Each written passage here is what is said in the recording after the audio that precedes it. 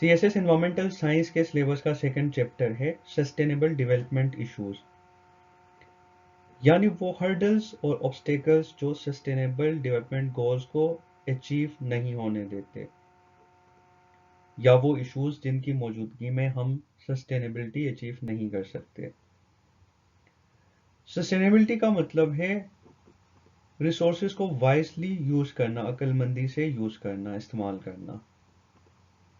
मिसाल के तौर पर ऐसे इस्तेमाल करना वसाइल को कि आपकी ज़रूरत पूरी हो और मुस्तकबिल या आने वाली जो नस्ल है उसके लिए मसाइल क्रिएट ना हो।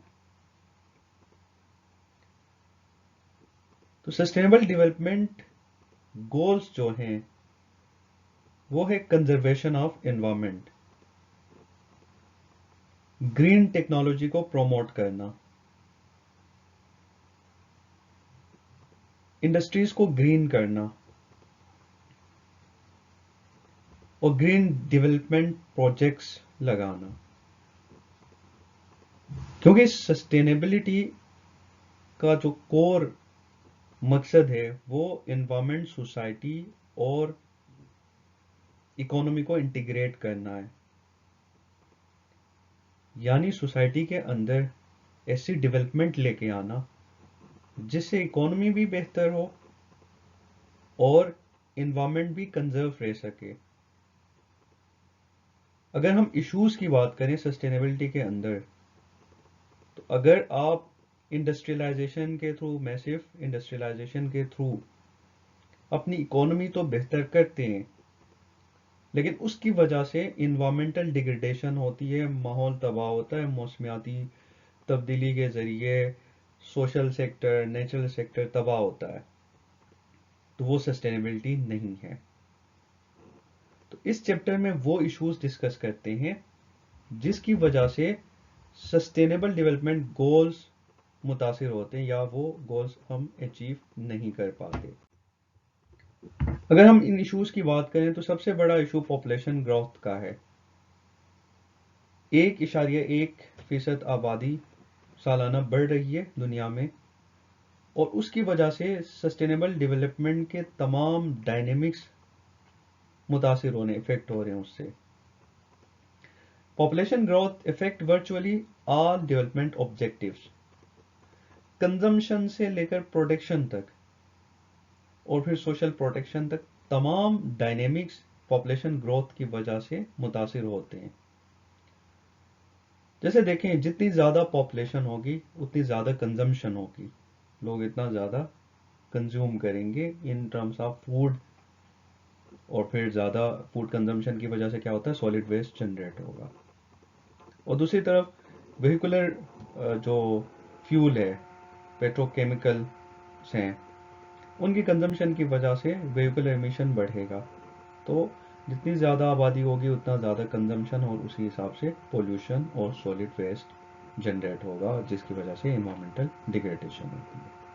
उसके बाद प्रोटेक्शन, लाजमी बात है, अगर पॉपुलेशन सर्च कर रही है तो उसी हिसाब से प्रोडक्शन को बढ़ाना है। अब प्रोडक्शन बढ़ाने के लिए क्या किया जाता है, इंडस्ट्रीज लगाई जाती हैं, और इंडस्ट्रीज से इमिशंस होती हैं, जीएचजी इमिशंस, और उसी की वजह से टेम्परेचर राइज होता है, और आज क्लाइमेट चेंज के ये सारे मसाइल हमारे सामने हैं। उसके बाद एम्प्लॉयमेंट, मिसाल के तौर पर पॉपुलेशन ग्रोथ ज़्यादा होगी तो एम्प्लॉयमेंट, गवर्नमेंट कम लोगों को एम्प्लॉयमेंट अपॉर्चुनिटीज़ प्रोवाइड कर सकेगी। ऐसे में क्या होगा, लोगों का पर कैपिटा इनकम या इनकम डिस्ट्रीब्यूशन के अंदर जो गैप्स हैं उनकी वजह से लोगों का पर कैपिटा इनकम क्या होगा, कमज़ोर होगा। तो जब पर कैपिटा इनकम लोगों का लो होता है तो उसकी वजह से क्या होता है, लोग इन्वायरमेंट को प्रेफरेंस नहीं देते। मिसाल के तौर पर वो नेचुरल रिसोर्सेज के ऊपर डिपेंडेंट हो जाते हैं, क्योंकि उनके पास इतनी इनकम नहीं होती कि वो इन्वायरमेंट की प्रोटेक्शन को भी मद्देनज़र रखें और अपनी डेली की ज़रूरियात भी पूरी कर सकें। वो या तो अपनी ज़रूरियात पूरी करेंगे, और फिर जो उनके इश्यूज़ हैं, इकोनॉमिक इश्यूज़ हैं, उनको पूरा करने के लिए वो फॉरेस्ट की कटिंग करेंगे और नेचुरल रिसोर्सेज के ऊपर बर्डन होंगे, ओवर फिशिंग करेंगे वगैरह। पॉवर्टी, जहाँ पॉपुलेशन ग्रोथ हो वहाँ पॉवर्टी भी ज़्यादा होती है, गुर्बत ज़्यादा होती है। और फिर इस गुर्बत की वजह से क्या होता है, अगेन नेचुरल रिसोर्सेज के ऊपर बर्डन आता है। तो ये पॉपुलेशन ग्रोथ जो है वो एक फैक्टर है, एक इशू है जिसकी वजह से हम सस्टेनेबिलिटी अचीव नहीं कर सकते। Population growth matters for sustainable development, या ये कह लें कि why population growth matters for sustainable development. ये जो तीन फैक्टर हैं, पॉवर्टी, हंगर और माल न्यूट्रिशन, ये तमाम फैक्टर्स क्या करते हैं, लोगों को नेचुरल रिसोर्सेज पर बर्डन बना देते हैं। और इन तीन फैक्टर्स को इराडिकेट करने के लिए क्या चाहिए, लोगों का पर कैपिटा इनकम अच्छा होना चाहिए, ताकि वो गुर्बत से निकल सकें, वो हंगर से निकल सकें, वो माल न्यूट्रिशन का शिकार ना हो, और फिर वो इन्वायरमेंट के बारे में सोचें, एक हेल्दी इन्वायरमेंट के बारे में, सस्टेनेबिलिटी का सोचें। लेकिन लो इनकम की वजह से क्या होता है, ये लोग इन तमाम चीज़ों का, इन तीन फैक्टर्स का मुतासिर होते हैं और फिर वो इन्वायरमेंट के ऊपर बर्डन होते हैं। और ये सारा पॉपुलेशन ग्रोथ की वजह से है। पॉपुलेशन के ऊपर थ्योरीज क्या हैं, थॉमस माल्थस की ये थ्योरी है, food is necessary for human existence. यानी उनके तीन चार ये पॉइंट्स जो हैं वो देखें कि खुराक जो है वो एग्जिस्टेंस के लिए ज़रूरी है। और पॉपुलेशन जो है, खुराक कहाँ से आता है, बेसिकली ये रिसोर्सेज है ना, नेचुरल रिसोर्सेज हैं, उन्हीं से फूड बनता है, ज़मीन की प्रोडक्शन से फूड आता है। उन्होंने कहा कि ह्यूमन पॉपुलेशन है वो ज़्यादा बढ़ रही है, जबकि अर्थ की जो कैपेसिटी है प्रोडक्शन वो कम है उसके मुकाबले में। ह्यूमन पॉपुलेशन ग्रोथ के मुकाबले में अर्थ की प्रोडक्शन कैपेसिटी कम है। अब सस्टेनेबिलिटी के लिए क्या ज़रूरी है कि इन दो अनइक्वल फोर्सेस को इक्वल रखा जाए, यानी जितनी प्रोडक्शन हो रही है उतनी ही पॉपुलेशन होनी चाहिए। लेकिन ह्यूमन बीइंग, उनका कहना है थॉमस माल्थस का, कि ह्यूमन बीइंग वॉलेंटियरली अपनी पॉपुलेशन कभी डाउन साइज नहीं करता। तो इसलिए उन्होंने कहा कि कुदरत क्या करती है, या फितरत कहत के ज़रिए, खुश्क साली के ज़रिए, गुर्बत के ज़रिए और जंगों के ज़रिए इस पॉपुलेशन को डाउन साइज करती है। ये थॉमस माल्थस की थ्योरी है। इसके कॉन्ट्रेरी एडेप्टेशन थ्योरी आई। एडेप्टेशन थ्योरी जो है बेसिकली माल्थस की थ्योरी की कॉन्ट्रेरी है, उसकी मुखालफत करती है, लेकिन वो पहले जो तीन पॉइंट्स हैं उनको एग्री करते हैं। पहले तीन पॉइंट्स क्या हैं कि खुराक नशोनुमा के लिए, एग्जिस्टेंस के लिए ज़रूरी है। दूसरी बात कि अर्थ की जो प्रोडक्शन कैपेसिटी है वो उस मुकाबले कम है कि जिस मुकाबले में ह्यूमन की पॉपुलेशन बढ़ रही है। और तीसरी बात कि इंसान जो है या ह्यूमन जो है वो वॉलंटियरली कभी अपनी पॉपुलेशन डाउन साइज नहीं करते। तो ये तीन पॉइंट्स जो हैं वो एग्री करते हैं। उसके बाद चौथा जो पॉइंट था उनका कि जब वो ह्यूमन बीइंग्स खुद से वॉलंटियरली डाउन साइज नहीं करते तो फिर फितरत के हित के ज़रिए, पॉवर्टी के ज़रिए और वार के ज़रिए इस पॉपुलेशन को डाउन साइज करती है। तो वहाँ उन्होंने डिसएग्री किया और उन्होंने ये पॉइंट कहा, we must find ways to grow more food and prevent diseases in order to sustain the population. उन्होंने कहा कि बजाय इसके कि हम उस पहलू को देखें तो हम क्या करें, जितनी पॉपुलेशन बढ़ रही है उतना खुराक बढ़ाएं, मोर प्रोडक्शन। यानी इसी बेस पे क्या हुआ, इंडस्ट्रियल रेवोल्यूशन आया, जहां इंडस्ट्रीज के जरिए ज़्यादा से ज़्यादा खुराक प्रोड्यूस किया गया। इफेक्ट्स क्या हैं, क्या असरात होते हैं रैपिड पॉपुलेशन ग्रोथ के। इनएडिक्वेट fresh water for drinking, adequate fresh water जो है उसकी अवेलेबिलिटी कम है। और पॉपुलेशन ग्रोथ की वजह से क्या होता है, एक तो वेस्ट ज़्यादा जनरेट होता है, उसकी वजह से जो वाटर बॉडीज़ हैं वो कंटेमिनेट होती हैं, और दूसरी तरफ जो फ्रेश वाटर है अवेलेबिलिटी वो भी कम हो जाती है। डिप्लीशन ऑफ नेचुरल रिसोर्सेज, यानी जितनी ज़्यादा पॉपुलेशन होगी उतने ज़्यादा लोग नेचुरल रिसोर्सेज को डिप्लीट करेंगे। Increase level of air pollution, यानी एयर पोल्यूशन ज़्यादा होगा, क्योंकि लोगों की कंजम्पशन ज़्यादा होगी तो पोल्यूशन ज़्यादा होगा।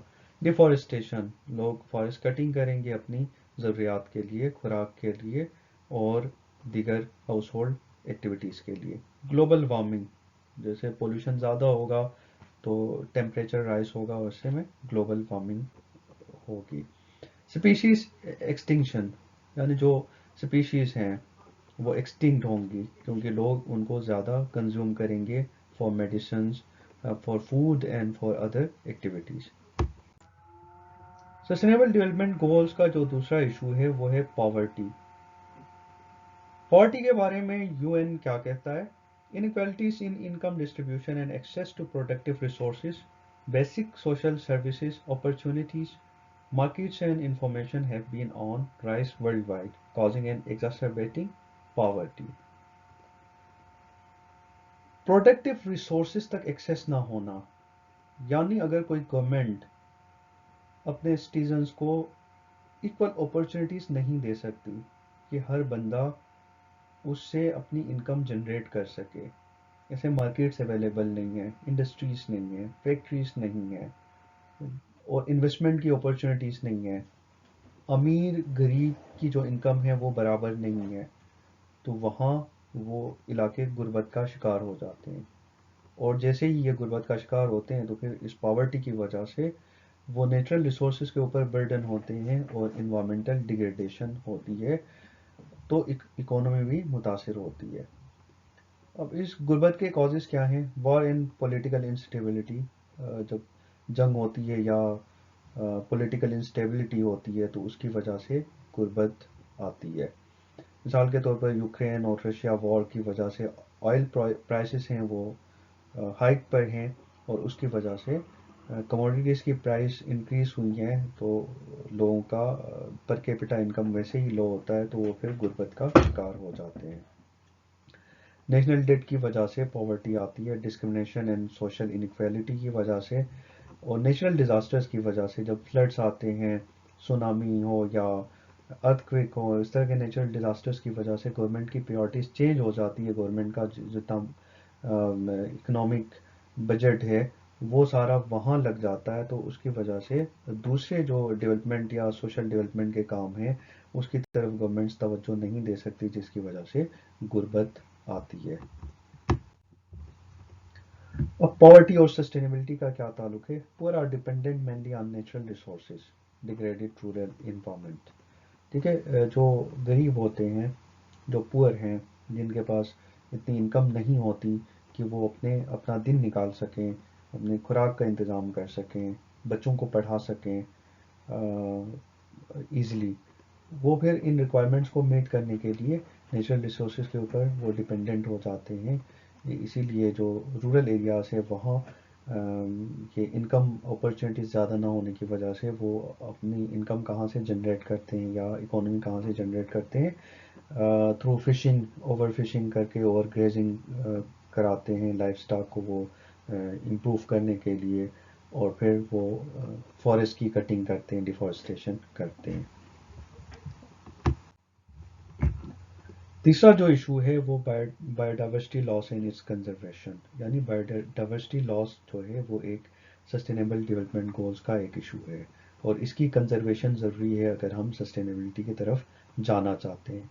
बायोडाइवर्सिटी लॉस किसे कहते हैं? डिक्लाइन और डिसअपीयरेंस ऑफ बायोडाइवर्सिटी, जो स्पीशीज़ हैं उनका डिक्लाइन होना, डिग्रेड होना, उनका मुतासिर होना क्लाइमेट चेंज या इन्वामेंटल फैक्टर्स की वजह से, या उनका एक्सटिंग होना, डिसअपीयर होना, उसको कहते हैं बायोडाइवर्सिटी लॉस।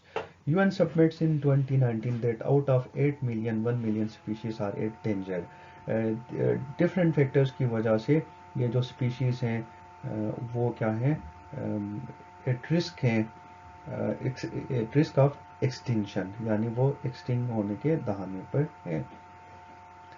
अब बायोडाइवर्सिटी लॉस के काजेज़ क्या हैं? क्लाइमेट चेंज, क्लाइमेट चेंज की वजह से, मौसमी शदायत की वजह से बहुत सारी स्पीशीज़ या तो माइग्रेट कर जाती हैं एक इलाके से दूसरे इलाके की तरफ फिजिबल इन्वायरमेंट की तलाश में, या तो फिर वो मुतासिर होते हैं, एक्सटिंक्ट होते हैं।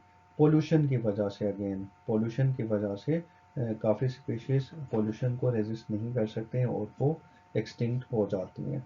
डिस्ट्रक्शन ऑफ हैबिटाट्स, यानी क्लाइमेट चेंज की वजह से या फ्लडिंग की वजह से या इरोजन की वजह से जब हैबिटाट्स उनके मस्कन जो हैं वो डिस्ट्रक्ट होते हैं तो फिर वो या तो माइग्रेट कर जाते हैं या अगेन एक्सटिंक्ट हो जाते हैं। इन्वेसिव एलियन स्पीशीज यानी जेनेटिकली मॉडिफाइड ऑर्गेनिजम्स जब हम इंपोर्ट करते हैं किसी मुल्क से या बाहर से कोई सीड्स वगैरह लाके उनको यहाँ के इन्वायरमेंट में इंट्रोड्यूस करवाते हैं विदाउट फिजिबिलिटी रिपोर्ट, तो वो क्या करते हैं, वो एलियन स्पीशीज जो नेटिव स्पीशीज होते हैं उनको मुतासिर कर देते हैं। Over exploitation of resources, medicine के लिए, फूड के लिए या कंस्ट्रक्शन के लिए जब हम ज़्यादा से ज़्यादा रिसोर्सेज को एक्सप्लॉइट करते हैं तो उसकी वजह से भी बायोडाइवर्सिटी लॉस होती है। कंजर्वेशन की बात करते हैं तो SDG 14 और 15, सस्टेनेबल डेवलपमेंट गोल्स नंबर 14 और 15 में बायोडाइवर्सिटी कंजर्वेशन की बात की जाती है। यानी 14 के अंदर लाइफ बिलो वाटर, यानी जो मेरीन लाइफ है उसकी कंजर्वेशन की बात की जाती है, उन स्पीशीज की कंजर्वेशन की बात की जाती है। और SDG 15 के अंदर लाइफ ऑन लैंड, यानी ज़मीन के ऊपर जो स्पीशीज हैं उनके कंजर्वेशन की बात की जाती है। अगर कंजर्वेशन टाइप्स देखें तो there are two types of conservation: in situ conservation and ex situ conservation।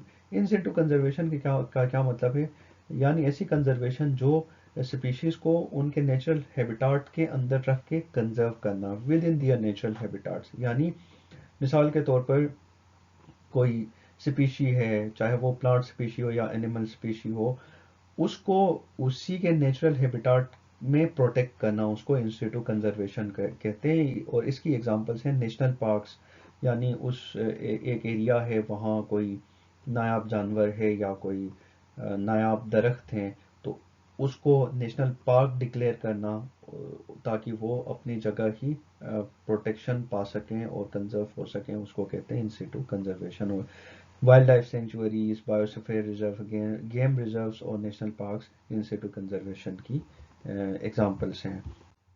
X situ conservation का क्या मतलब है कि एक स्पीशीज को उसके एक्चुअल हैबिटाट से उठा के कहीं और लेके जाना और उसको वहाँ कंजर्व करना।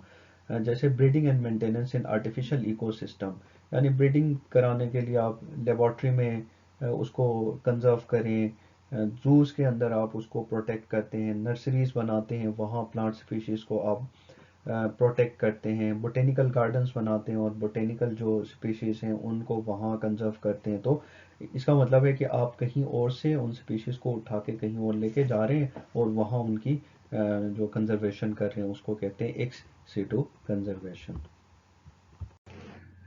Energy security, energy security is in uninterrupted availability of energy sources at affordable price। यानी एनर्जी सिक्योरिटी क्यों ज़रूरी है, क्योंकि जब तक अनइंटरप्टेड अवेलेबिलिटी ना हो, यानी लोगों के पास एनर्जी सोर्सेज ना हो अफोर्डेबल प्राइस पे, ना आप इंडस्ट्रीज रन कर सकते हैं, ना तो आप डेवलपमेंट कर सकते हैं। लेकिन फिर इस एनर्जी के पॉजिटिव और नेगेटिव दोनों इम्पैक्ट्स हैं। एक तो ये कि एनर्जी ना हो तो डेवलपमेंट नहीं आ सकती, लेकिन यही एनर्जी अगर आप फॉसिल फ्यूल से हासिल कर रहे हैं तो उसकी वजह से इन्वायरमेंट भी डिग्रेड हो सकता है। अब इस एनर्जी के इन्वायरमेंटल इम्पैक्ट्स क्या हैं। एनर्जी प्रोडक्शन के दौरान जितनी जो टेक्निक्स अप्लाई की जाती हैं प्रोड्यूस करने के लिए, फॉसिल फ्यूल्स को टेप करने के लिए, उनकी प्रोसेसिंग के लिए, उसकी वजह से इन्वायरमेंट मुतासिर होता है। एनर्जी कंजम्पशन, यानी फॉसिल फ्यूल को जब आप इंडस्ट्रियल प्रोसेसेस के दौरान इसका इस्तेमाल करते हैं या व्हीकल्स में इसको इस्तेमाल करते हैं, कंज्यूम करते हैं, उसकी वजह से GHG इमिशंस होती हैं और इन्वायरमेंट इम्पैक्ट होता है। इसी तरह फॉसिल फ्यूल कंजम्पशन की बात करें या पेट्रोलियम की बात करें या कोल माइनिंग की बात करें, इन तमाम एक्टिविटीज़ की वजह से क्या होता है, इन एनर्जी एक्टिविटीज़ की वजह से इन्वायरमेंट मुतासिर होता है या डिग्रेड होता है। तो इसके लिए अब सॉल्यूशन क्या है, क्योंकि डेवलपमेंट हासिल करनी है और इकोनॉमी को मजबूत करना ज़रूरी है सस्टेनेबिलिटी के लिए, और एनर्जी के बगैर हम डेवलपमेंट अचीव नहीं कर सकते। तो हमें जो ट्रेडिशनल एनर्जी सोर्सेस हैं उनसे हट के जो फॉसिल फ्यूल्स हैं उन पर डिपेंडेंसी ख़त्म करके, जैसे आजकल ममालिक ज़ीरो कार्बनाइजेशन की तरफ जाने की बात करते हैं, तो हमने रिन्यूएबल एनर्जी सोर्सेज की तरफ मूव करना है। और रिन्यूएबल एनर्जी सोर्सेज क्या है? सोलर एनर्जी, यानी सोलर पैनलिंग के ज़रिए जो एनर्जी हासिल होती है, जियोथर्मल एनर्जी है, विंड के ज़रिए जो एनर्जी प्रोड्यूस करते हैं, वेव्स के ज़रिए जो एनर्जी प्रोड्यूस होती है, या हाइड्रो एनर्जी है, या बायोमास के ज़रिए, तो ये रिन्यूएबल एनर्जी कहलाती है। इसकी तरफ शिफ्ट होना है ताकि एनर्जी सिक्योरिटी भी इंश्योर्ड हो और फिर इन्वायरमेंट भी डिग्रेड ना हो, ताकि एक सस्टेनेबल डेवलपमेंट की तरफ हम जा सकें। अर्बनाइजेशन इन सस्टेनेबल सिटीज़, यानी अर्बनाइजेशन है वो एक इशू है, इन्वायरमेंटल इशू। अगर ये परसिस्टेंट रहता है तो इसकी वजह से सस्टेनेबल डेवलपमेंट गोल्स मुतासिर होते हैं। और अर्बनाइजेशन क्या है? जो पॉपुलेशन कंसंट्रेशन है सिटीज़ के अंदर, उसका बहुत ज़्यादा कंसंट्रेशन होना पॉपुलेशन का, और पॉपुलेशन का इंक्रीज होना, उसको कहते हैं अर्बनाइजेशन। अब ये पॉपुलेशन जब इंक्रीज होती है उसकी वजह से क्या होता है? ये देखें, urban problems, traffic and congestion, traffic के इश्यूज होते हैं, और फिर जितनी ज़्यादा ट्रैफिक होगी उतना ज़्यादा पोल्यूशन होगा और कंजेशन होगी। सेवरेज एंड वाटर पोल्यूशन, ज़्यादा से ज़्यादा लोग जब वाटर कंज्यूम करते हैं, वेस्ट जनरेट करते हैं, उसकी वजह से वाटर भी पोल्यूट होता है। स्लम एरियाज बन जाती हैं, अर्बन स्प्रॉलिंग होती है, यानी शहर के आसपास आबादियाँ बढ़ जाती हैं, जिसकी वजह से एक अनसस्टेनेबल पैटर्न के ऊपर ये टाउन्स बन रहे होते हैं, और उसकी वजह से इन्वायरमेंट डिग्रेड होता है। अर्बन सस्टेनेबिलिटी के लिए क्या करना है? क्योंकि अर्बनाइजेशन अगर एक इशू है सस्टेनेबिलिटी को अचीव करने के रास्ते में, तो हमने अर्बन सस्टेनेबिलिटी की तरफ जाना है। वो क्या है? अर्बन सस्टेनेबिलिटी का मतलब है कि जैसे टाउन प्लानिंग है, प्लान सिटीज़ बनाना ताकि वो उनके अंदर रिजिलियंस हो, ताकि वो क्लाइमेट चेंज के इश्यूज को, वो सिटीज़ को टेकल कर सकें। और इस अर्बन सस्टेनेबिलिटी के 3 कॉन्सेप्ट्स क्या हैं? नेचुरल रिसोर्सेज एंड एनवायरनमेंट को प्रिजर्व करना, यानी प्लांटेशन करना, अर्बन फार्मिंग को इंट्रोड्यूस करवाना, वगैरह वगैरह। प्रोमोट अल्टरनेटिव ट्रांसपोर्टेशंस, यानी पब्लिक ट्रांसपोर्टेशन का जो कॉन्सेप्ट है उसको इंश्योर करवाना। प्रोमोट इकोनॉमिक डेवलपमेंट, इकोनॉमी को बेहतर करना ताकि तमाम लोगों का पर कैपिटा इनकम अच्छा हो और वो रिसोर्सेज को ओवर यूज ना करें, डिप्लीट ना करें। Urbanization and development of cities. Cities need to be planned to lessen impacts of environmental resilience to effects of climate change, land and shelter, infrastructure, municipal planning. देखें, जब climate change की वजह से कोई भी फ्लडिंग होती है या ज़्यादा प्रेसिपिटेशन होती है, तो उसकी वजह से पूरे शहर मुतासर हो जाते हैं। वो उसकी वजह ये होती है कि प्लांट सिटीज़ नहीं बनी होती। अगर आप पहले से प्लांट सिटीज़ बनाते हैं तो तो वो क्या होते हैं, उसके अंदर रिजिलियंस होता है, ताकि कल को फ्लडिंग हो या बारिश वगैरह ज़्यादा हो तो वो खुद उसको उस सिचुएशन को अडेप्ट करते हैं।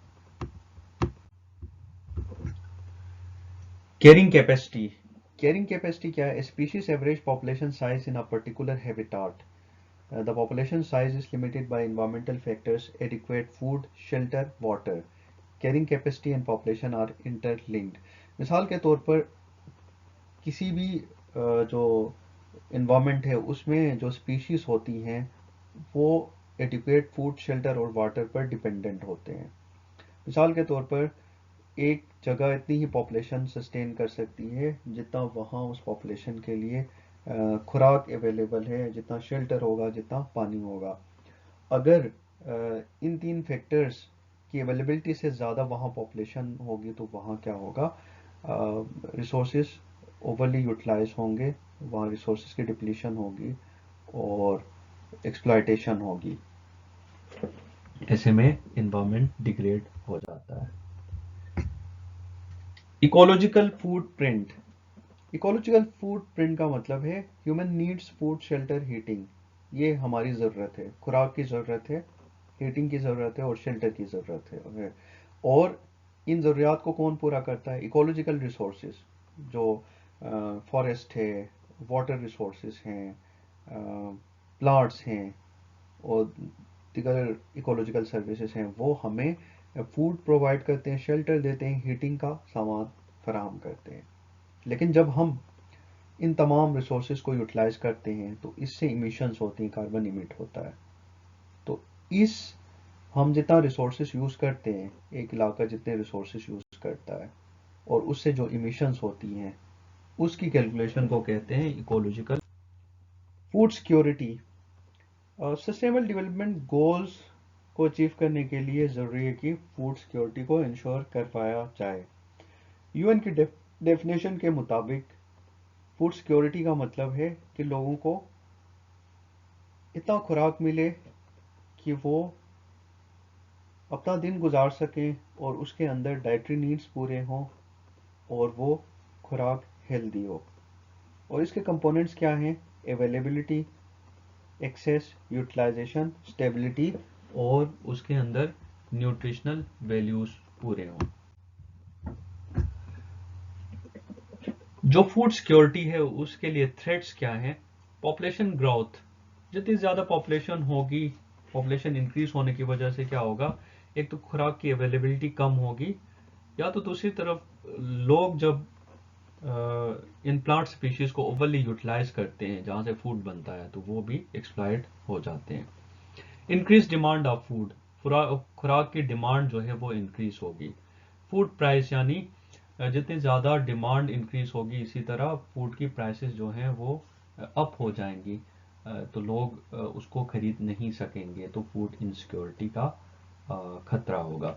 डिसअपियरेंस ऑफ प्लांट स्पीशीज, जैसे मैंने बताया कि ज़्यादा से ज़्यादा लोग रिसोर्सेज को ओवरली यूटिलाइज करते हैं तो वो स्पीशीज डिस्टिंक्ट हो जाती हैं। Food losses and food wastage, ये भी एक थ्रेट है। फूड अर्बन एरियाज के अंदर लोगों के पास पैसे ज़्यादा होते हैं तो वो फूड लॉस करते हैं, फूड वेस्ट करते हैं और फिर वो रूरल एरियाज तक उसकी सप्लाई मुमकिन नहीं रहती, तो वहाँ फूड इनसिक्योरिटी पैदा हो जाती है।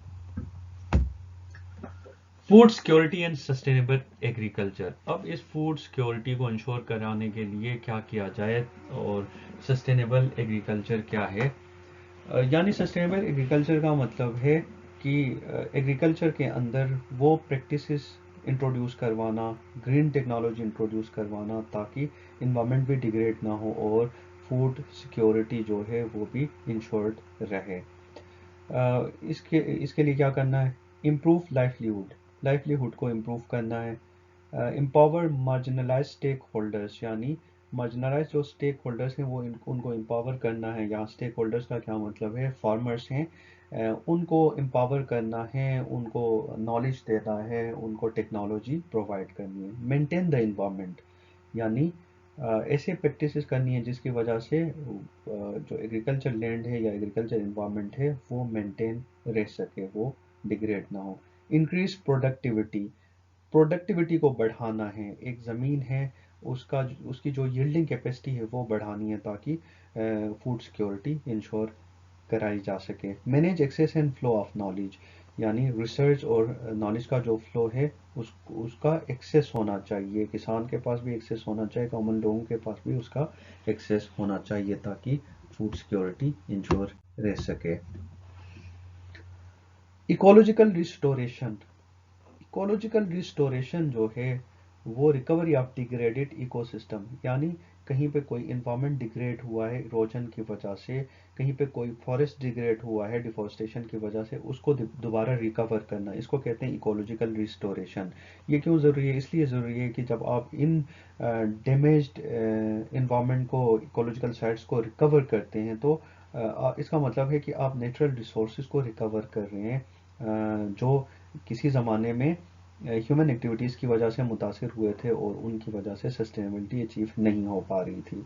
अब इसके स्टेप्स क्या है रिकवरी के लिए? इरोजन कंट्रोल, कहीं पे अगर कोई इकोसिस्टम या इकोलॉजिकल साइट इरोजन की वजह से मुतासिर हो रही थी उस इरोजन को कंट्रोल करना है। रिफॉरेस्टेशन, फॉरेस्ट को रीग्रो करना है, कहीं पे अगर फॉरेस्ट एरिया डैमेज है फॉरेस्ट फायर की वजह से या अदरवाइज ह्यूमन एक्टिविटीज़ की वजह से या ग्रेजिंग की वजह से, यहाँ रिफॉरेस्टेशन करनी है। Removal of non native species and weeds, वो नेटिव नॉन नेटिव स्पीशीज़ जिसकी वजह से नेटिव स्पीशीज़ मुतासिर होती हैं, उनको रिमूव करना, वीड्स को वहाँ से निकालना है, जिसकी वजह से दूसरे दरख्त ग्रो नहीं कर सकते।